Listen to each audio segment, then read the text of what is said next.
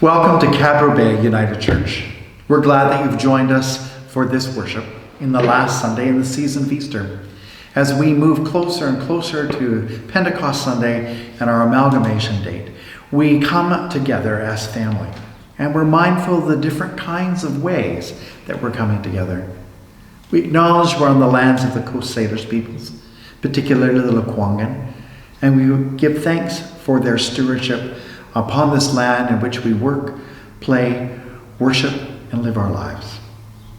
And so, as we come together as community in virtual ways in which we could not have imagined even 4 months ago, may we do so prayerfully and intentionally. Amen. Hello, friends. Before we light our Christ candle, I would invite you, wherever you are, to take a moment and to take a breath, to perhaps light a candle as we contemplate the light that is always with us. But especially in this season of Easter, we give thanks for the person of Jesus, who taught and loved and played and welcomed all, no exceptions. And so that know that this light welcomes us to this space. Thanks be to God. Our reading today is taken from Paul's second letter to Timothy, reading from chapter 1, verses 3 to 7. I thank God, the God of my ancestors, whom I worship with a clear conscience, whenever I remember you in my prayers, as indeed I do constantly, night and day. When I recall your tears, I long to see you again, which would fill me with joy. I'm reminded of your sincere faith, which first lived in your grandmother Lois, then in your mother Eunice, and now I'm certain in you as well. That's why I want to remind you to fan into flame the gift of God, which is in you through the laying on of my hands. For God didn't give us a spirit of timidity, but a spirit of power, of love, and self-discipline. May these words indeed fan into flame the love of God. So here we are, in kind of the last Sunday in which we'll be two individual communities. And so we've chosen this passage for you today for a number of reasons. So first off, the letter is often attributed to Paul as being written to Timothy. Scholars, however, are pretty consistent in their agreement that Paul didn't write this letter. There are a couple of fragments that may have been Pauline or part of letters that he wrote while he was in prison. But the tone and the texture, and indeed the context to which he is preaching, comes long after Paul's life has probably ended. Paul's writing a letter to Timothy, somebody who has had hands laid upon him, who has been ordained as someone to lead this community of faith.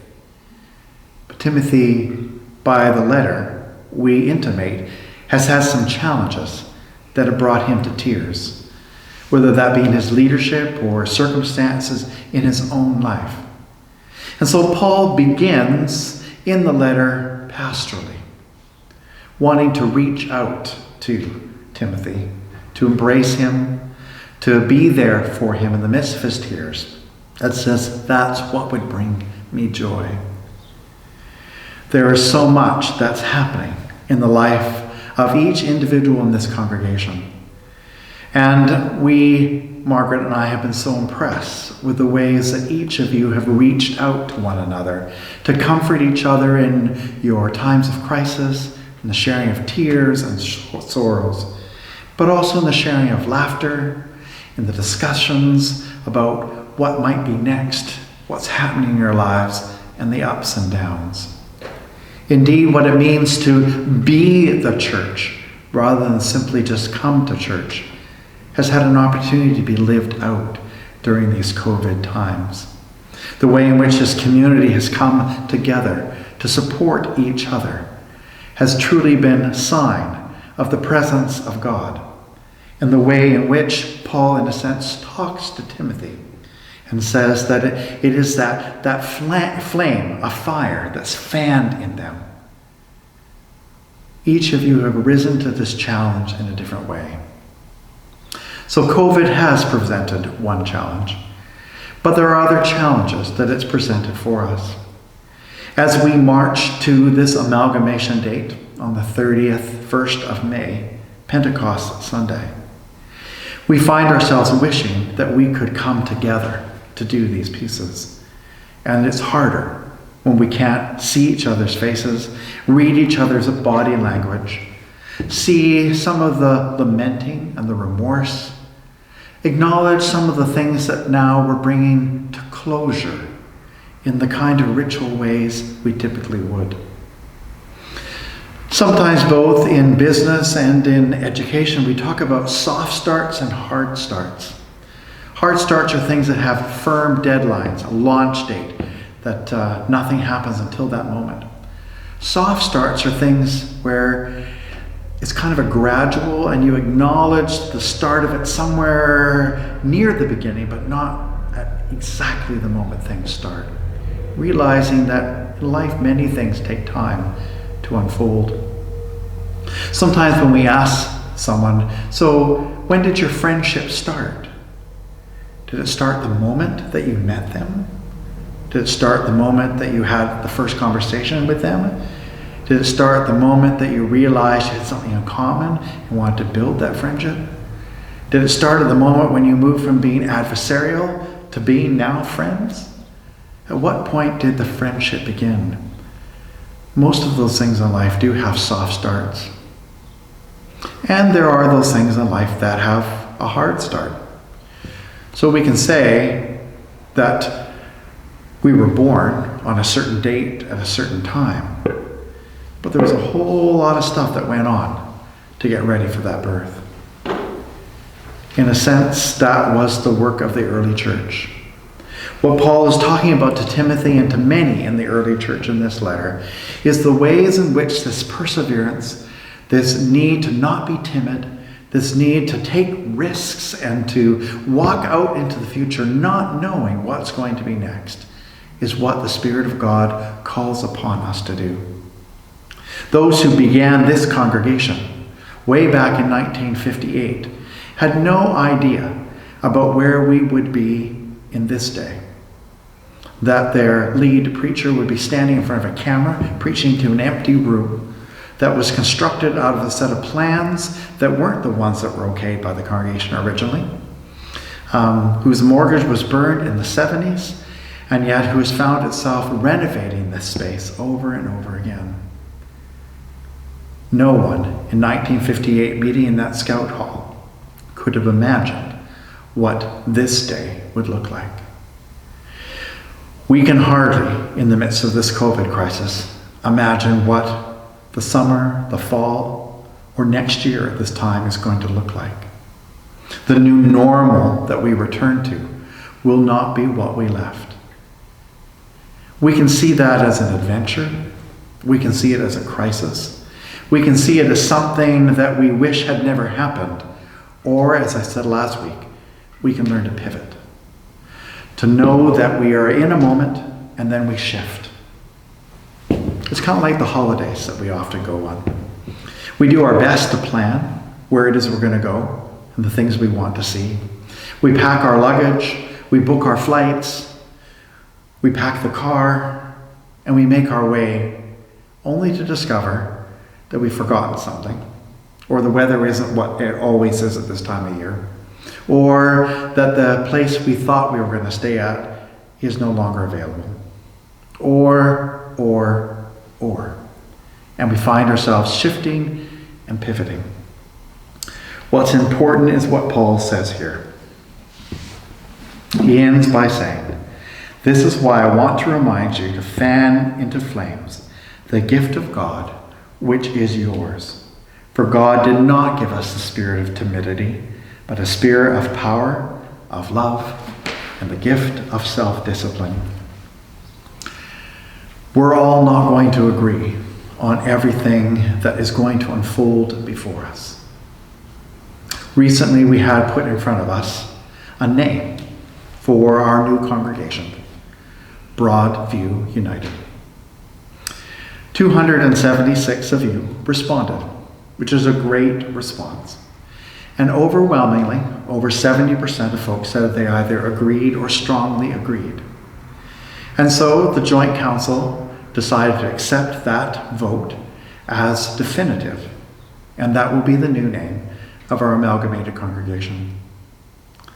Now, that doesn't mean that the comments of those who agreed or strongly disagreed were not read or taken seriously or considered, because they were. Some of those comments came from really deep, heartfelt places. Some of those came from places where it was about unfamiliarity or past experiences or things that meant that that name didn't ring for you. All the comments were read, prayed over, and considered in this process. Some of you will feel like you might not have been heard, or that somehow the vote was rigged or juried against giving you some choice. But I urge you to think about the people who brought that name forward to you. The 5 people on that committee were open-hearted, spirit-filled individuals who worked really hard to discern the step forward.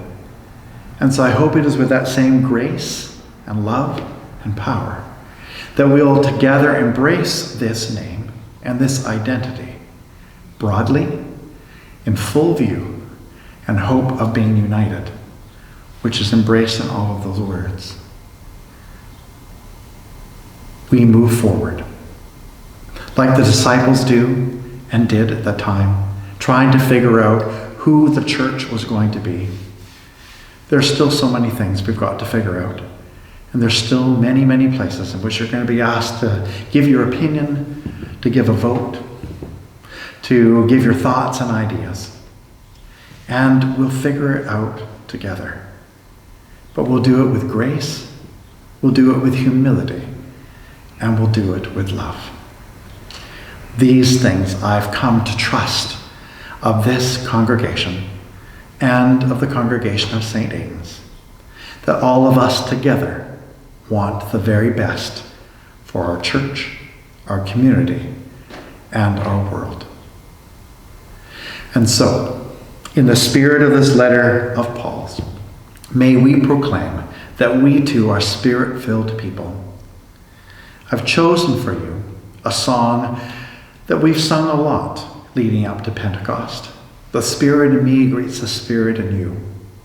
Julie Strathy, who is the youngest daughter of Jim and Jean, who wrote the song, has put together a set of images, video clips, of the multi-faith way in which that Spirit in each of us greets the Spirit in the other. It transcends the physical, it transcends the emotional, it transcends the intellectual, and allows us to see one another, spirit to spirit.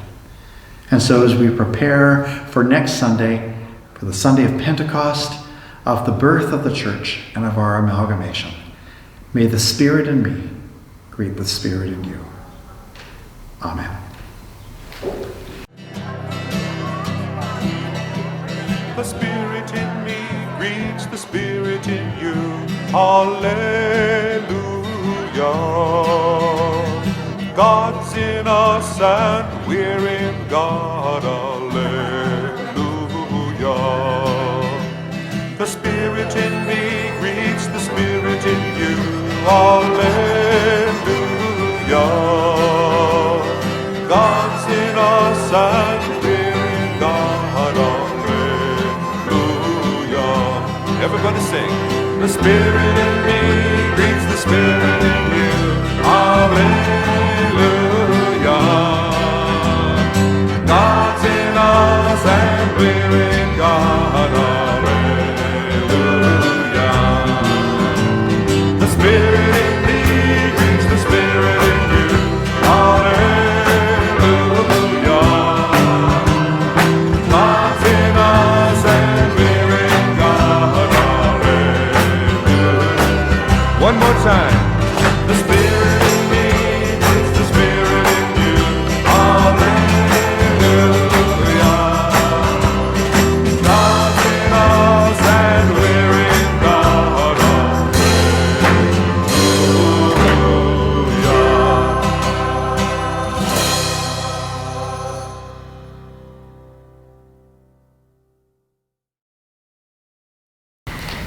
What a beautiful song that is near and dear to all of us. And that spirit is what invites us now into this time of prayer. Let's pray. And so it is, O Spirit of God. We open ourselves to the beauty of this day, the wonder of birds building nests and incubating eggs, the richness and earthiness of soil, the swell and dance of the ocean wave, the majesty of trees, and the delicacy and resilience of the web of life, which weaves everything together in perfect balance. And so too, we open ourselves to the wonderful love embedded in the Cadbury Bay United Church community. We note the love, the faithful vision, and the courageous spirit of adventure, gifted from our forebears who gathered on March 23rd, 1958, with Reverend Church in the old Scout Hall on Penryn Street. Our legacy today is grounded upon the fruits of their passion and their creative and faithful discernment. We celebrate and uphold the gifts and offerings of hundreds of congregants and ministers over these decades. We open ourselves to a fresh blowing of the Spirit as we stand at the cusp of endings and new beginnings, ready to launch ourselves into a new chapter with the congregation of St. Aidan's United. Thus, the Easter season draws soon to a close, and what a strange one it has been. Not unlike the disciples and the followers of Jesus, resurrection comes in bits and pieces. Many of us, O God, are still grieving the physical presence of gathering with each other and with dear family, friends, and colleagues. Others, many others, have had their worlds turned upside down and simply have no idea of what comes next, much like that early community. So too, we have been adjusting and shifting to new ways of being and possibilities that are opening all around us. This seems to be the time just before the birthing. This is the time, O God, to give thanks for all that has been, for naming and fully appreciating the incredible ministry that we have been so privileged to be amongst, and to take another step, a soft step as it goes, as we gently prepare to let go and take the next step into the shared future to which you have called us, God. O generous one, the ebb and flow of life continues, and though we are seeing signs of transitioning and emerging from the pandemic, we all know people who continue to have a really tough time. There are those who are struggling financially and emotionally, those who are weighed down by worries and stresses. There are many who are weary and ill, grieving, and some who are drawing close to death. The world continues on, O God, and sometimes we just need to pause and remember that you are with us. We uphold now and take some time to name those who could use an extra dose of love, compassion, strength, and hope in this time. So wherever you are, you might wish to hold these people in light and love, remembering the times you yourself have been sad or lonely and what it is that pulled you through. We remember the province of Nova Scotia as they remember and give thanks for the life of Captain Jen Casey, who was killed this past Sunday in the snowbird crash in the town of Kamloops. There are other communities in our world, O God, who are going through hard times, Bangladesh and India. So many towns and rural areas who are wiped out by pandemics and floods. Daily, O God, the balance of life can be so precarious. And so as we hold all these people and situations in our heart, we trust that we are united in spirit. And so it is as we go forth into this week, Spirit of moon and stars and quiet earth, Spirit who wills the best for each and every one of us. May we be gentle with ourselves, with all beings and creation as we move into these next days. May we be infused with kindness and the will to listen deeply and respond lovingly. And may we always remember that, like those early disciples, we do not walk alone. Thanks be to you, O God. Amen. And so as we end our time together, and as each of us begins to tentatively make steps out into the world, may we do so gently and humbly, and reminding ourselves that we do not walk alone, that those who have walked before us and those who walk ahead of us will call upon us, the very best of us. And may we do so in this world with grace, humility, love, and fortitude. Amen.